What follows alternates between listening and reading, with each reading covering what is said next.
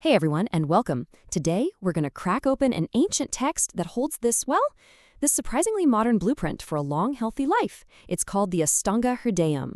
Think of it as the foundational guide to Ayurveda, and we're about to see how its ancient logic can apply to our lives right here, right now. So let's dive in. This is a question we've been asking for forever, right? What is the secret to a long, healthy life? And we're always looking to the next big thing, the latest technology for the answer. But this ancient text, it offers a whole framework. And what's so fascinating is its premise. The secret isn't some magic pill, it's energy. It's all about the fundamental forces that govern our bodies and pretty much everything around us. So, here's our game plan for today. We're going to start with Ayurveda's main goal, then dive into these three foundational energies. From there, we'll see how they create your unique blueprint, how to eat for your specific type, what to do when things get out of whack, and finally, the complete system of healing that kind of holds the whole thing together. Okay, so the very first chapter of the Astanga Hridayam is called Ayush, and that pretty much translates to the quest for long life. Right off the bat, that tells you everything you need to know about the primary goal of this entire system. It's not just about treating sickness when it shows up. It's a proactive science totally dedicated to achieving longevity. But here's the real kicker. Ayurveda wants you to live a long life for a reason. It sees your health as the essential tool you need to achieve life's four big goals: living a life of purpose, having security, fulfilling your desires, and ultimately spiritual freedom. I mean, think about it. You can't really pursue a higher purpose if your body is always getting in the way, right?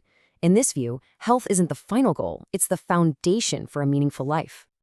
So the big question is, how does Ayurveda suggest we get this long, purposeful life? Well, it all starts with one core concept, the tree doshas.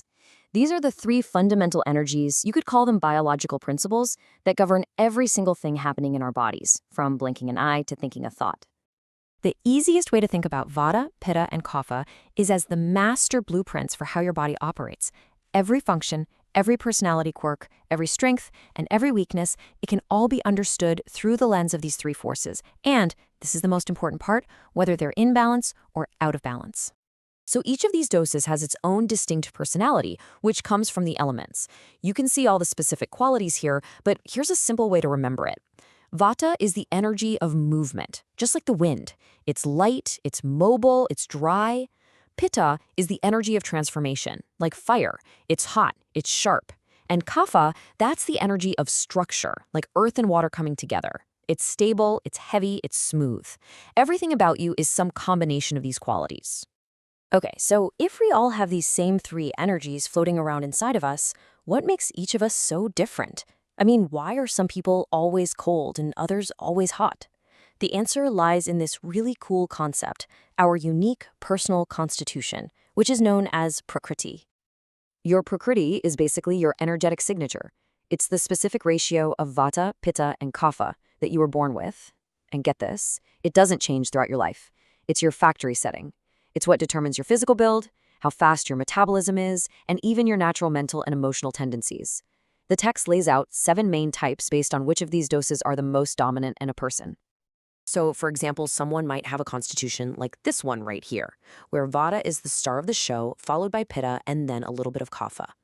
So this person, they're probably going to be super creative, quick thinking, maybe have a lighter build. But they've also got a strong dose of that fiery Pitta intellect and drive. Understanding your unique mix is really the first step to staying healthy. All right, now this is where all that theory becomes incredibly practical.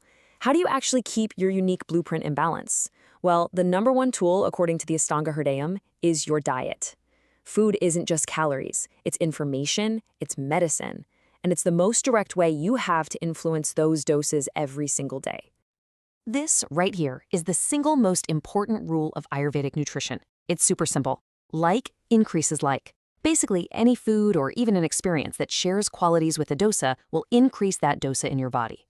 So let's say you're that Vata-dominant person who's naturally kind of cold and dry. If you eat a ton of cold, dry foods like crackers, raw salads, you're just going to push your Vata further out of balance. To find equilibrium, you need to bring in the opposite qualities. In this case, warm, moist, grounding foods. It's that simple. Opposites create balance. And believe me, the text gets incredibly specific about this stuff. It's not just general advice. For instance, it recommends something like mutton soup for building strength, but it also gives these very precise warnings. Check out the one for honey. It's fantastic for balancing that heavy, earthy kapha energy because it's dry and astringent. But the text explicitly warns to never heat it, claiming it actually becomes toxic. It just shows this really deep, nuanced understanding of how different foods work in the body. But what happens when your diet and daily routine just aren't cutting it? What if the doshas get really aggravated and start causing actual disease? Well, Ayurveda has a very powerful system for a deep course correction. This system is known as sodhana, which means purification therapy. The core idea is that for chronic or really deep-seated imbalances, you can't just pacify the doshas with food. You have to physically expel the excess from the body.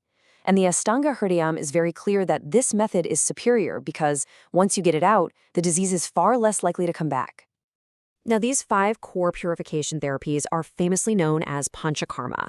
And while the procedures themselves are pretty complex, we're talking about things like therapeutic purgation and specially prepared medicated enemas. The goal for each one is actually really simple. Each procedure is designed to physically remove a specific aggregated dosa from its main home in the body. It's basically a system for a total biological reset. So we've got the philosophy, we've got the diagnostics, we have treatments. But the text goes even further. It lays out a complete, systematic approach to medicine that recognizes that healing isn't just one thing, it's a collaborative process. Get this, for any treatment to actually be successful, it's not just about the medicine or the procedure. The Astanga Hridayam identifies 4 essential limbs or pillars of treatment that have to all work together perfectly for any real healing to happen. This framework for successful healing it's fascinating. Of course, you need a skilled physician and the right medicine. That makes sense. But look at the other 2 pillars, an affectionate attendant or caregiver, and this is the most radical part, the patient themselves. In this system, the patient is not a passive bystander. Their obedience to the doctor, their ability to clearly describe what's wrong, and even their ability to afford the treatment are all considered equally essential for a good outcome. It's a truly 360-degree view of healthcare. This quote from the text really just perfectly sums up the entire message. The very same forces that create growth and vitality in health can, when they get knocked out of balance, lead to decay and disease.